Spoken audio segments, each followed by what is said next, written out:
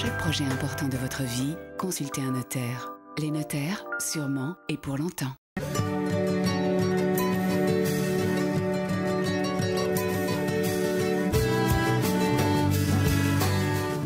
À l'occasion de la caravane des quartiers qui fait étape dans le quartier Nord Saint-Martin, Lisa et moi vous proposons une balade dans les prairies Saint-Martin. Là où on respire le bon air, on s'y promène à pied ou à vélo. On y travaille également dans les jardins ouvriers, là où règne un sentiment de convivialité et de solidarité. Découverte tout de suite de ces prairies Saint-Martin avec Laurence Grignon de la direction des jardins de Rennes. Mais auparavant, bien sûr, les images, elles sont signées Lisa Lemaguet.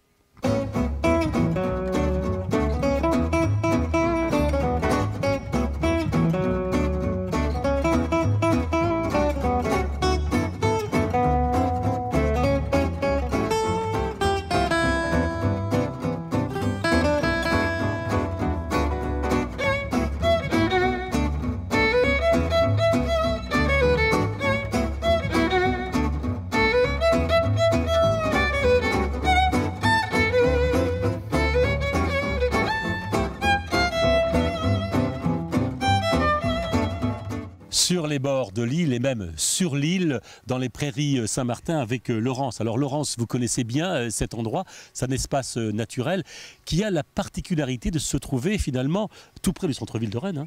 Oui, effectivement, nous sommes à environ 800 mètres de la place Sainte-Anne, à vol d'oiseau, et on est très très loin pourtant de la circulation automobile. Ici, on entend seulement les chants d'oiseaux, avec des rues qui pourtant passent à quelques mètres. Oui, alors, combien d'hectares ? Environ 30 hectares, dont les 2/3 sont occupés par de grandes prairies humides, des jardins familiaux, environ 120 parcelles, des jardins qui sont entretenus depuis 1929. Donc c'est un espace qui a toujours été à l'abri des constructions et de l'urbanisation, puisque c'est une zone naturelle inondable. C'est un champ d'expansion des crues, ça permet de stocker les eaux qui viennent protéger les quartiers habités.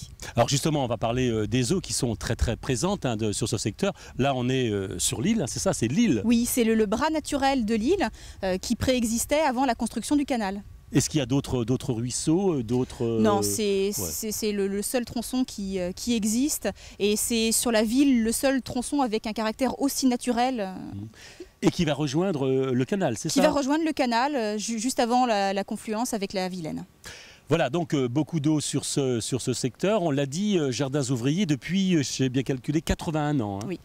Alors c'est assez étonnant, en 1929, ça y est, c'était parti, ces jardins ouvriers, et donc ça a une grande tradition alors. Oui, il y a des personnes qui louent les parcelles depuis plusieurs décennies, qui se les sont passées de père en fils. Donc des gens qui sont très attachés à leur jardin, qui ont une culture du jardin très touchante et très diversifiée. On n'est pas tous ouvriers, on peut venir ici aussi se promener aussi. C'est aussi, il y a beaucoup de gens qu'on rencontre ici. Oui, un vaste réseau d'allées piétonnes, très tranquille, avec énormément de haies bocagères, et puis un passage dans les jardins. Balade assez bucolique. Ouais, justement, la faune et la flore, qu'est-ce qu'on trouve ici? Alors on trouve bien sûr des plantes caractéristiques des zones humides, zones inondables, mais surtout une faune assez intéressante, quelques nids de martin-pêcheurs qui sont à même dans les berges. Ce sont des terriers qu'ils creusent dans la berge, et ici, puisqu'elle est totalement naturelle, c'est possible. On en a notamment bien juste à côté. Et puis vous parliez effectivement des haies. Il y a des haies plus particulières les unes que les autres? Oui, il y a quelques années, une association patrimoniale nous a renseigné sur la présence de haies plessées ou haies tressées. C'est une tradition locale. Autrefois, plutôt que de construire des clôtures pour les pâtures des animaux, eh bien, ils tressaient les rameaux latéraux des plantes, enfin des arbres et des arbustes, de manière à former un croisillon naturel. Et ils étaient toutes les branches qui partaient vers le haut. C'est vrai, c'est un coin de détente, et il n'y a pas que le week-end que les gens viennent. Non, on a des jardiniers qui viennent là quasiment tous les jours, même en hiver. La plupart des locataires sont des personnes qui habitent dans les quartiers voisins, souvent en appartement, et c'est leur bouffée d'air pur, que ce soit pour des retraités ou même des personnes actives. On a vraiment toutes sortes de tranches d'âge et de types de populations représentées. Alors je pense qu'il faut encourager ceux qui ne connaissent pas encore, mais apparemment on connaît beaucoup ici ces jardins ouvriers et puis ces prairies Saint-Martin. On aime bien y respirer. Oui, mais c'est vrai que c'est un site qui est encore peu connu du public.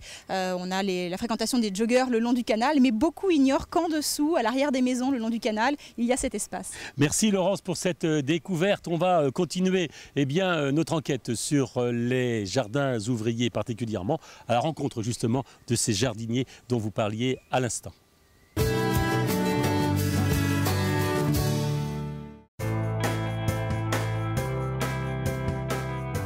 Pour chaque projet important de votre vie, consultez un notaire. Les notaires, sûrement et pour longtemps.